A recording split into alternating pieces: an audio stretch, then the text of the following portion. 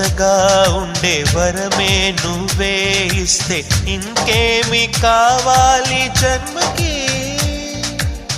మచ్చలేని చంద్రుడిని మాట రాక చూస్తున్నా, వరస కాని బంధుని చొరవ చేసి అంటున్నా, ఇంకెప్పుడు ఒంటరినని అనరాదని, నీకు సొంతం అంటే నేనేనని.